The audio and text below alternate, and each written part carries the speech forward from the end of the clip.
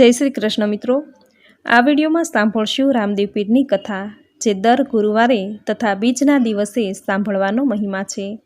આ કથામાં સાંભળશું રાજા અજમલરાયે દ્વારકાધીશને પુત્ર પ્રાપ્તિ માટે પ્રાર્થના સ્તુતિ કરી છે, તેની કથા આ વિડીયોમાં સાંભળશું।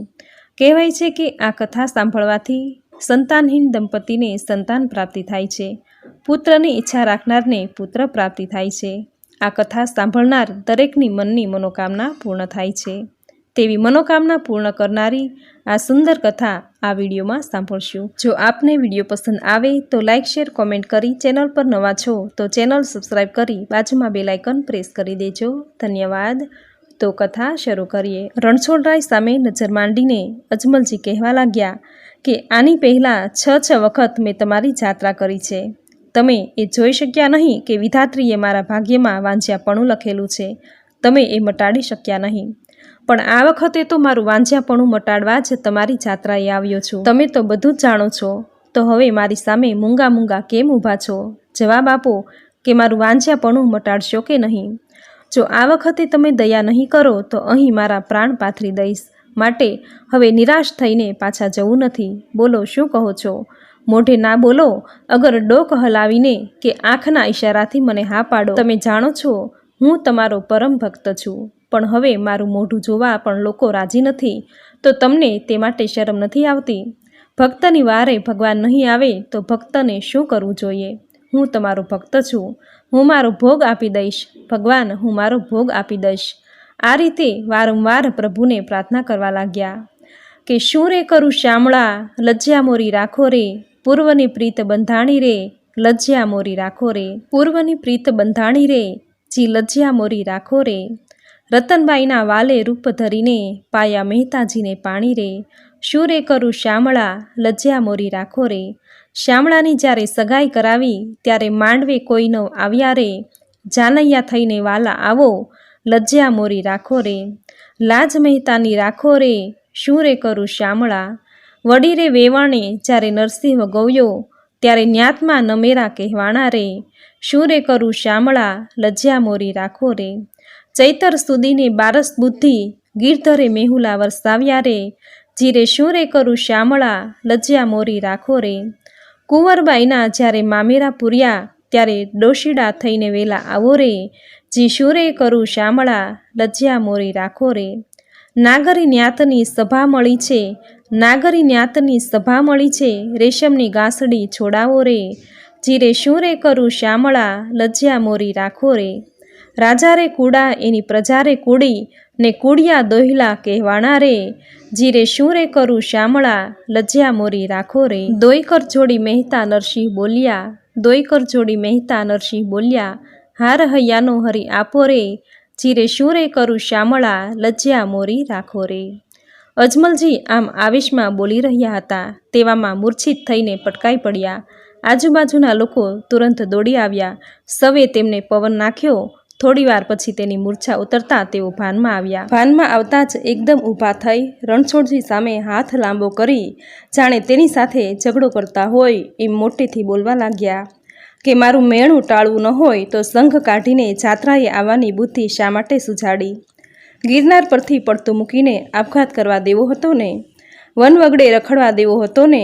મૂંગા મૂંગા જોયા શું કરો છો? બોલો, મને જવાબ આપો। આમ કહી અજમલજીએ ત્યાં પડેલું એક નાળિયેર ઉપાડ્યું અને રણછોડજીની મૂર્તિને માર્યું। પછી બીજું એક નાળિયેર ઉપાડ્યું અને મારવા જતા હતા ત્યાં તો આસપાસનાઓ અને પૂજારીએ રાજાનો હાથ પકડી લીધો। બધા વિચારવા લાગ્યા કે અજમલજીને અચાનક આ શું થઈ ગયું છે? પૂજારીએ કહ્યું, પ્રત્યક્ષ દર્શન નહીં થવાથી તેઓ પાગલ જેવા બની ગયા છે, એને દેરામાં રાખીશું તો રણછોડજીની મૂર્તિને ખંડિત કરી નાખશે, માટે આપણે તેને દેરાની બહાર લઈ જઈએ। આમ વિચારી બધા મળીને રાજાને દેરાની બહાર લઈ ગયા। મારે તો રણછોડજીને મળવું છે, મારે તેની સાથે મારા દુઃખની વાતો કરવી છે, મને રણછોડજી પાસે લઈ જાઓ, હું તેનો ભક્ત છું, મને જવા દો, મને જવા દો। આમ બોલીને રાજાજી બૂમો પાડી અને કહેવા લાગ્યા। ત્યારે પૂજારીએ કહ્યું કે જો તમારે રણછોડજીને મળવું હોય તો તેની સોનાની દ્વારિકામાં જાઓ, ત્યાં તમને મળશે। તો અજમલજી કહે છે કે સોનાની દ્વારિકા ક્યાં છે, એ ક્યાં આવી છે? ત્યારે પૂજારી કહે છે કે એ પાસેના દરિયામાં છે. આ દરિયામાં અજમલજી આશ્ચર્ય સહિત પૂછવા લાગ્યા, ખરેખર જીવતા રણછોડજી તો દરિયામાં રહે છે? દેરામાં તો તેના નામની મૂર્તિ જ છે, તેવું પૂજારીએ કહ્યું. અને આજુબાજુમાં ઊભેલા હતા તેઓએ કહ્યું, એમને દરિયો ક્યાં દેખાડો છો? એમનું ચિત્ત તો ચસકી ગયેલું લાગે છે. મેં એમને એવું એટલા માટે કહ્યું કે તેથી તેઓ દેહરામાં જાય નહીં, અને ચિત્ત ચસકી ગયું હોય તો પણ તેમનું કાળજું ઠેકાણે છે એ તો દરિયો જોઈને જ બી જશે.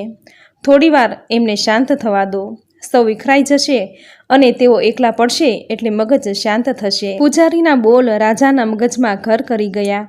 પૂજારીના શબ્દો ઘૂમવા લાગ્યા કે રણછોડજી તો દરિયામાં રહે છે. રાજા મનોમન બબડી ઉઠ્યા કે હે રણછોડરાય, તમે દરિયામાં સંતાઈને બેઠા છો. હવે મને તેની જાણ થઈ ગઈ છે. મને તમારો પત્તો મળી ગયો છે. તમે દરિયાના દ્વાર ઉઘાડો, હું તમારી પાસે હમણાં જ આવું છું. હે દીનાનાથ દયાળ નટવર, હાથ મારો મુક્ષોમાં, હાથ મારો મુક્ષોમાં, હાથ મારો મુક્ષોમાં. આ મહાભવ સાગરે ભગવાન હું ભૂલો પડ્યો છું.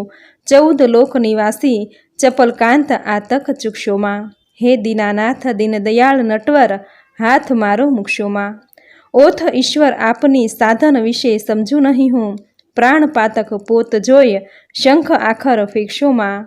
હે દીનાનાથ દીનદયાળ નટવર, હાથ મારો મુક્ષોમાં.